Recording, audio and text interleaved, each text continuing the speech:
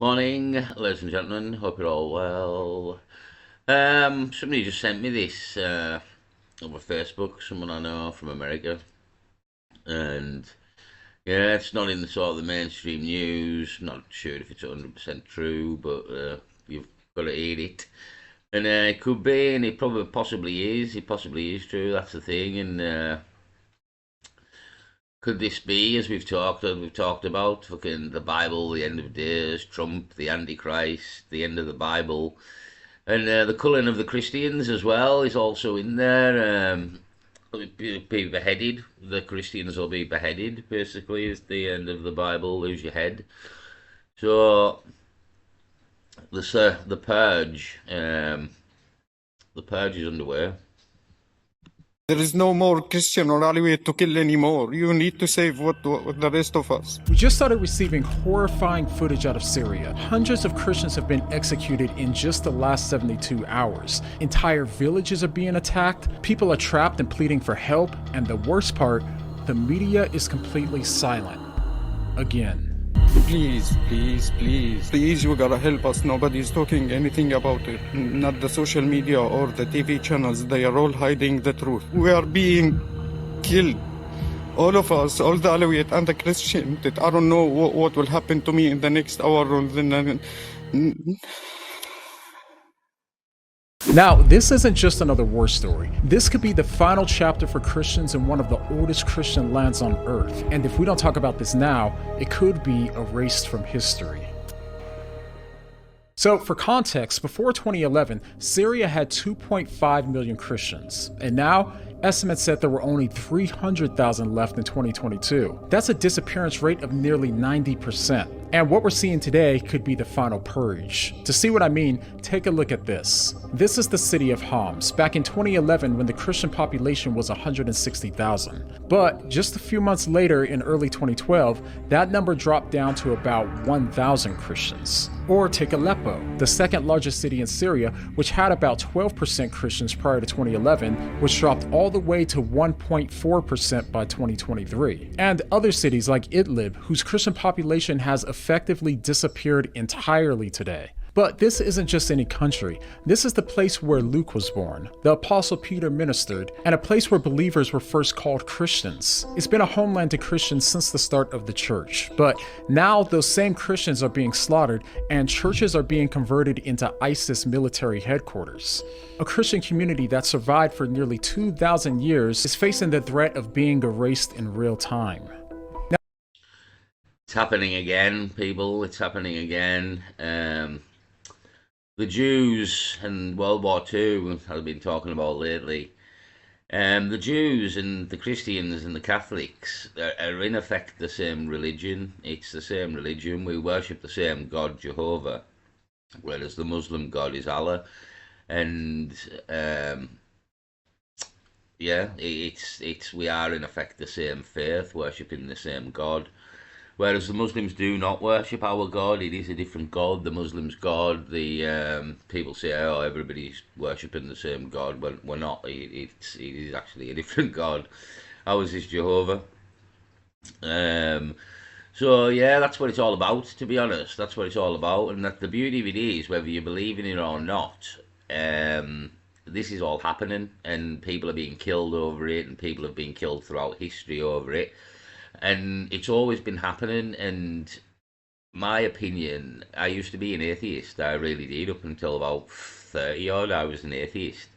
Um, but through education and logic and watching all this, really, all the stuff, the beauty of the Bible is half the time is nobody's read it. It's like people will sit there and say the Bible's not real and God's not real and Jesus never existed, which he didn't. His name was Yeshua. Sorry, Yahweh. Yeshua. Was it Yahweh? Yeshua. Yahweh is God. Other name. Yeah, people don't believe in it, and I've never. But the beauty is, most of them people who don't believe in it and will try and talk you down. They've never read the Bible, like they've never read it. It's the ultimate irony that you've got hundreds of people trying to tell you that something isn't real and it's not true, but they've never read the book. They've literally never read it, and they couldn't tell you even half of the stories in the Bible, let alone like, do you know what I mean? The overall tale's kind of known by everybody, but within the Bible, there's hundreds of tales. Most films, to be honest, most films in modern times, stories derived from the Bible. It was the greatest story ever told, and it was told and written a long time ago.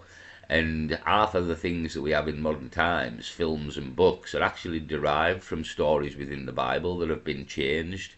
Superman, for an example, is Jesus. That's who Superman is. It's Jesus.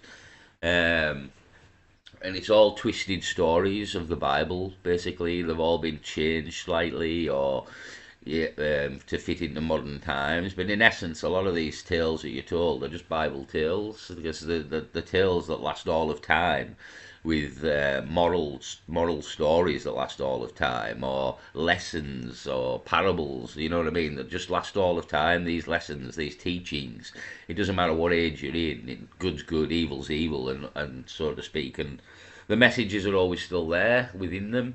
So, having not been a believer, but having come round to being a believer, it's the beauty of it is you kind of watch all this happen. Like you literally, like I've said, Trump head wound, recovers from a head wound, astonishes the world, and then takes the world into a false peace. And look what the fuck's happening on the world stage. Trump got shot in the head. Survived, fucking become president, and is now, well, fucking broken in a peace deal here. And the entire Bible fucking lays out a narrative that all this will happen, and it'll all go to shit. And you can bet your fucking ass it probably will. Like, that's probably what's going to happen with this peace deal, because it's already on shaky ground. It's all going to go to shit and end up in the Third World War, and this is literally written in a book that's been written there for fucking thousands of years. And it's playing out. It's literally playing out in modern times. This book hasn't been changed, and you've got to start asking questions. And if you're not a believer, you've really got to start asking questions, because if all this is true, then we are living in the end of the world, and there is something next. That's the beauty. There is something next. There is either a heaven or a hell, or whatever them places are, whatever they really are, and maybe not what we've been depicted them to be. But these places, in essence, something is next, and it's real. And it's the big deception. That's the devil's plan, so to speak, to deceive you all into not believing that this is true. The most famous saying, one of the most famous sayings in the world, is the greatest trick that the devil ever pulled was convincing the world he never existed. And to me, it's kind of what's happening. You're seeing the culling of the Christians as well, which is also written in the book. At the end of times, the Christians will be persecuted, and the Catholics and the Jews, yet again, because you worship the God Jehovah and not the God Allah, basically, is the bottom line of it. And these Muslims have now increased their number to the point where they've got the numbers, really, and they've also got the aggression and the violence, and the Christians don't, because it's not really part of our faith. And we've been subdued into Jesus, so to speak, and the ways of Jesus, when the ways of Jehovah, the actual God, are not the ways of Jesus. Jehovah is not some sort of loving hippie spirit kind of guy. Jehovah is a very harsh but fair God, and has been even known to fucking kill people and want people killed. The Canaanites, he sent people in to kill the Canaanites in their beds, even the children, because they were all the offspring of Cain. And so yeah, it's very interesting to me. Because it's interesting because it's a book we've all had for all of time. We're born into this world with this book, and we're told it's true, and also we're told it's not true as well. But we're told it's true, and we go to school, and it's true in school, and yeah, it's kind of forced upon us at an early age. But then you kind of think that forcement is brainwashing, and so you pull out of it as you get older. You pull out of it because you don't believe you've been told the truth in a way, even though we all get told it. And it's like you have to. I always look at it this way: if you want to play a game, you have to know the rules. If you want to play a game fairly and lose fairly, you have to know the rules. Because without the rules, should you fail, you can always claim, well, I didn't know the rules, so it's not really fair. But in this life and in this world, it seems we all get told the rules. All the Muslims have been told the rules, all the Christians have been told the rules, all the Catholics have been told the rules, all the Jews have been told the rules, all the Hindus have been told the rules, or get what I'm saying? All the religions get told the rules. And some differ slightly, but in essence the rules are pretty much the same. And it's kind of like you've been told from birth, these are the rules, see how you do. And to me, that's kind of what's happening. Like everybody gets told the rules, and in order to play the game and play the game fairly and lose fairly, you have to know the rules you're playing by, and we all do. Play, be good, go to heaven; be bad, go to hell. Is in essence the rules that everybody knows. Everybody knows them rules. You go and ask somebody now, and see if they know that definition of heaven and hell and good and evil. And you'll find they do, that most people, very, very few people will not know that, even at a very young age, because it's taught in the schools, or it was. So, to me, it's like you've been told the rules to play the game. That's what's happened here, and it's been written into society, because that's the game. This is the game. So, in order to play fair, here's the rules. So, to me, I don't know. We'll see. It's like this again. It's not being reported. I've seen multiple things about in the Congo, Christians being killed as well. Like Christians being killed throughout the world, to be honest. And it is like there's some sort of cult going on here. I'll play a bit more.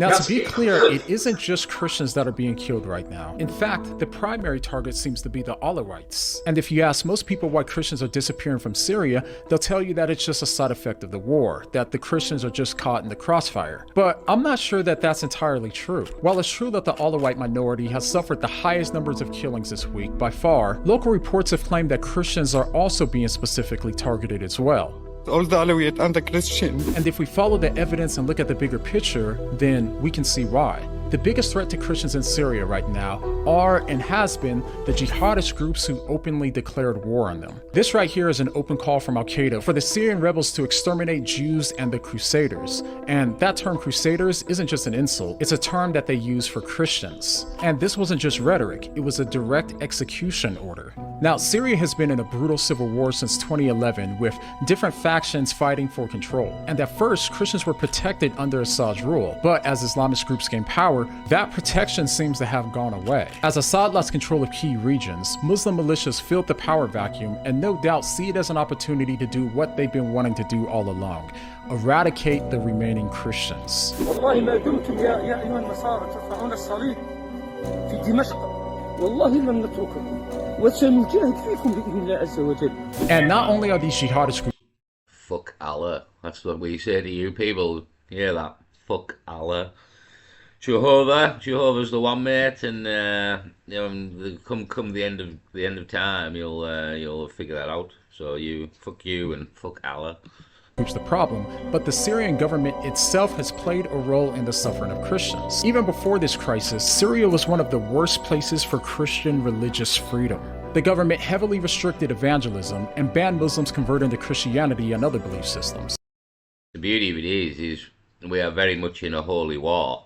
And our team doesn't really know they're in it. That's the beauty of it. The Muslims are very, very well aware of the holy war, whereas the Christians are not, and hope to put their head in the sand and hope it goes away. But as you heard there, the Muslims have declared war to wipe out the Christians, and it's a worldwide thing. To be honest, it's a worldwide thing. It's just they have to get to us. Do you know what I mean? You start over there, systematically wipe them out across the world, a bit like what Hitler was doing. You know what I mean? And you start in your own country, and eventually, as you work your way across the world and take them out, and we've got enough of them here for a good fight to be started. But then, if more come once they've took the Christians out across the Middle East and etc., and we're the only ones left, then it's on to us, isn't it? So this is kind of coming. You know what I mean? We've even seen that. What do you think all the attacks are about in England, like Axel Bruder Bukwana and the likes and Lee Rigby and things like this. This is all part of the same narrative. Do you know what I mean? It's all part of the same plan. Kill the fucking Christians. Wipe out the Christians. Muslims fucking rule the earth. La la la la.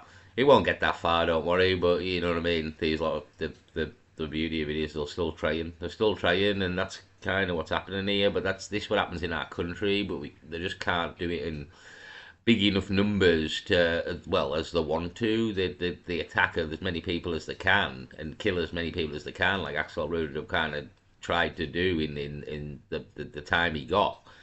But he only had a knife. But you give these people bombs and they're such forth. We're all getting blown up here. You know what I mean? It's the weapons that they have at hand at the time, and they decide to do this. So it's a bit of luck of the draw on that side as well. But if you give these people big enough explosives, they will blow us all to shit. Do you know what I mean? So yeah, it's a real fucking problem. We've got to be honest. It's a real problem.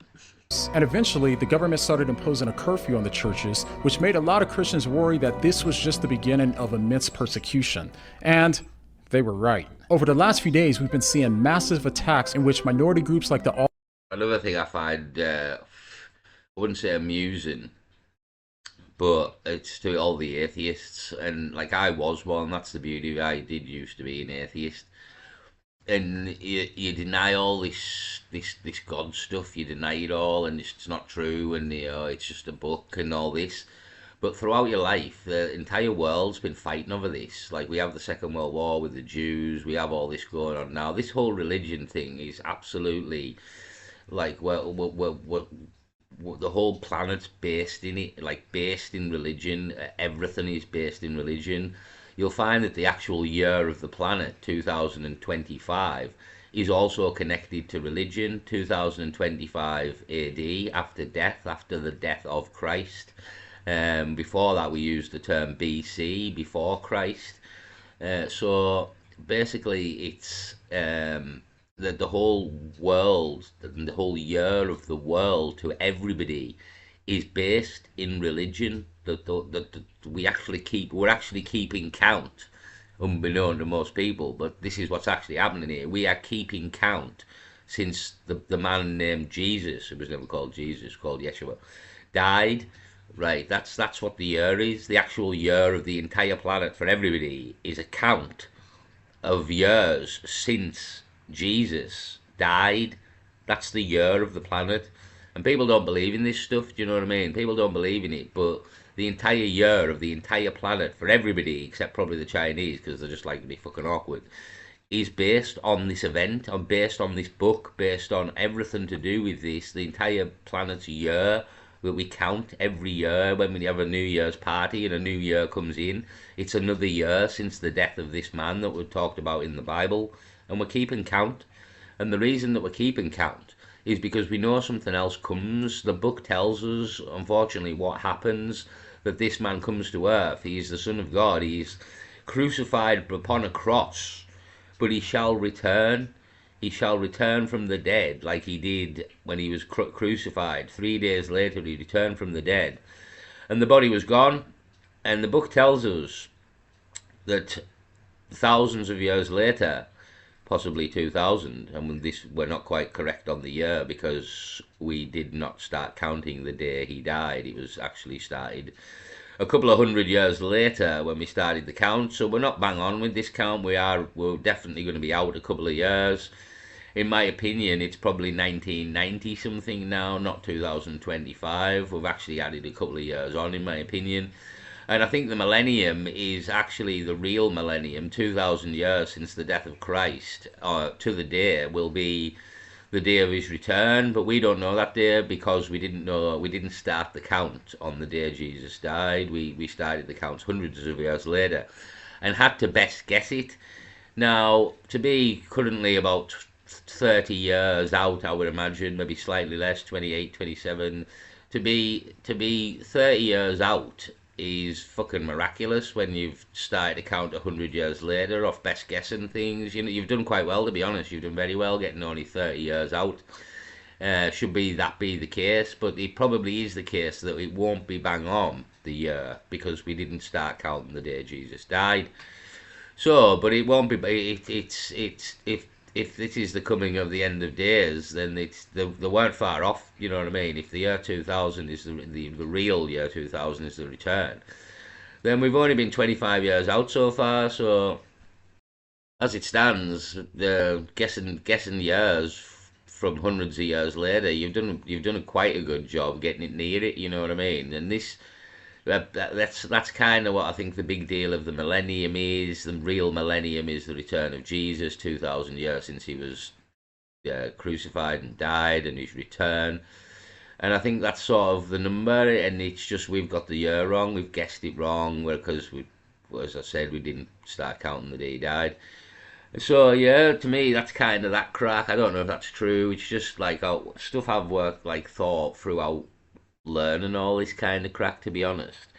And that's what the big deal of the millennium really is. It's the return of Jesus, and what the whole big 2,000 year crack is. But we're just wrong. Like, the date's wrong. We're years out because we best guess the date. So yeah, that's for me another crack. But I don't know if it's true. But it seems like it could be. So yeah, it's the fucking massacre, a massacre as usual, as this is saying. We're fucking all getting like this. This is kind of what's coming, though, according to the book. This is like just the beginnings of what's coming, to be honest. All the whites are being targeted and killed along with Christians. But the worst part, this isn't just a problem in Syria. Unfortunately, this same ideology has led to Christian genocide in Iraq, Libya, Nigeria, and beyond. Christians are being persecuted worldwide, and Islam has always been one of its greatest persecutors. It's time that we be honest about the horrors that have killed countless Christians and civilians, starting with Islam's inception until today. And this isn't just a tragedy, it's a scandal, because while the world mourns other tragedies, the eradication and displacement of Christians in Syria is being ignored. And none of this is even a secret. Evidence for the genocide of Christians is out there, but the media refuses to talk about it. As we just saw in a recent video, when one Muslim was tragically killed after being targeted for his faith, his story dominated headlines, and rightly so. It was covered by CNN, the BBC, the New York Times, and nearly every other major news outlet. But just a couple of weeks ago, when 70 Christians were beheaded for their faith inside of a church in Congo, the media was silent. Why do you think that is? Is it because Christians being persecuted doesn't fit the narrative? If so, that's why I'm happy to have Ground News as the sponsor of today's video. Ground News gathers our... Partly because, again, you kind of have to believe in all this stuff, but the devil runs the world now, the devil controls the world. This is part of the devil's plan, that the whole Third World War, everything. All this is part of the plan, and the Christians, this isn't their time anymore. If you read the book, you will be persecuted, and ultimately, if you're not, according to the book, you'll be beheaded in order to. It depends which version you want to listen to be honest. What one version is the rapture will happen, and the God's people will be saved, and the ones that do not be saved in the rapture, who ultimately they still go on to be saved, are beheaded for their faith. You will lose your head via the guillotine or some form, and you have to lose your head and to stay the course and lose your head for the faith of God and Jesus, and you too shall go to heaven, is the story I've got. So if you miss the rapture, or if the rapture isn't a thing, you have to be beheaded for the, basically keep your faith, stay strong, stay with God and Jesus, no matter what's done, and what will be done is you will be beheaded. And you have to be beheaded, and you then will ascend, is the story I've got. If you've missed the rapture, if the rapture is true, because obviously there's debate of whether the rapture is actually a thing or it isn't, and then according to the story I read, should you miss the rapture, you have to be beheaded. So keep that in mind, people. If this all comes down on us, if the Third World War happens and the Muslims run across the earth and start killing us all, fucking just remember that this is all in the book, and it's all part of the plan, a bigger plan from higher above, and all this has to happen in order to get where we're going. So it's not necessarily a bad thing. That's the beauty of it. It may look very bad at times, and it may look horrendous. It may look awful, and this world's fucked, and it will be. But ultimately, the story tells us that this has to happen in order to fulfill the story. And to fulfill the story, the end of something is always the beginning of something else. And again, the book talks of 1,000 year peace, and basically, Jesus comes back, or Yeshua comes back, resolves everything, and the world gets 1,000 year peace under his reign, which won't be quite like you'd imagine. I wouldn't have thought. It's not going to be quite as easy going as you think. We have to rebuild the world, so there's going to be a lot of work in there. It's not going to be sitting around on your ass doing nothing. You will rebuild the world, so it's well, unless you're not in this world. But I think the crack is we get brought back. We get brought back, and we get to go again, basically, and we rebuild the world, and we get in this story plays out again. For as I said there, it's 1,000 year piece, but then after 1,000 years, I believe we play the game again, and this is some sort of ongoing game, so to speak, in order to filter the wheat from the chaff, so to speak, and the good from the evil. And it's basically like a filtering system to find the good and the bad. And it very much could be, you know what I mean? Again, if there is another place next, and the logic is if you let all the assholes in that we have here, well, that will go the same way. That place will go the same way. So you need to keep all the assholes out, so we can keep the good place good, so to speak. So you would have some sort of filtering system to keep the assholes out, as everybody does.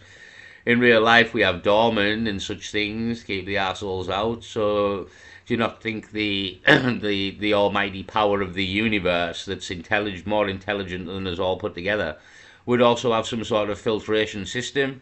And be it slightly more complicated than doorman standing on the door, we have to pass multiple tests and prove our worth in order to be good enough to get into the next place. The doorman just isn't quite good enough. The doormen are probably still there when you get to the gate. If you try and sneak in and you've haven't passed the tests, the doormen probably still exist, but we're giving you tests before we get to the doorman here, you know what I mean? So that's kind of the way I look at it, to be honest. But maybe not the way some people look at it, but that's the way I look at it. It's like we're all in a test here. Articles from over 50,000 sources and shows you how they're being covered across the political spectrum, letting you see the full picture. So, for example, when it comes to this story about the massacre in Congo, only And should it be true, and I don't think if you go around killing and beheading people, you're good enough to get to the next world. So again, part of the filtering system. But yeah, if it be true, the people who get to go there probably aren't the ones who go around beheading people, so we won't have to put up with any of these fucking assholes when we get there as well. only 46 sources have covered it so far, and out of those, only 3 of them are left-leaning. And if you go over here to the bias comparison tool, you can also see how the left, the right, and This is good here, didn't it? Tells you what affiliation the fucking the articles and yeah, that's fucking genius, mate. What's that on ground news? That's everybody. There's a good one. Ground news tells you if you're getting fucking propaganda to death and which side from. and the center are all covering the same story. The right correctly emphasizes how it was Christians that were beheaded, while 2 of the 3 sources reporting it on the left refer to them as missing people. The bias couldn't be more clear. Another feature that I love is the blind spot feed, which highlights stories that are disproportionately covered by one side of the political spectrum. So if you look at this story right here, only 13% of right-wing outlets covered the fact that the rebels in Congo have killed over 7,000 people this year. And that You know what I mean? Like this is this is all stuff as well. We're not getting to hear about really. Like it's fucking the world's on fire. People are being murdered and killed left, right, and centre in the thousands, and we're just all sat here fucking watching YouTube. Do you know what I mean? And that's the other side of it. Like we're not being told what the fuck's happening here, but it's getting real bad. Real bad. And it is, to me, it's all escalating to something bigger, something massive. I do think at this point Trump's going to start the Third World War with this peace deal. I think it's going to go to shit. Putin's got no respect for it already. It's going to end up in a bigger escalation, which will draw us and possibly America in, and we could be in the Third World War in the next year or two, for me. And I think that's kind of the way it's going. I hope not, but It looks that way to me, and again, this is all in the book. This is all in the book. In the words of Johnny Cash, we're shit out of luck. We're going to finish this book.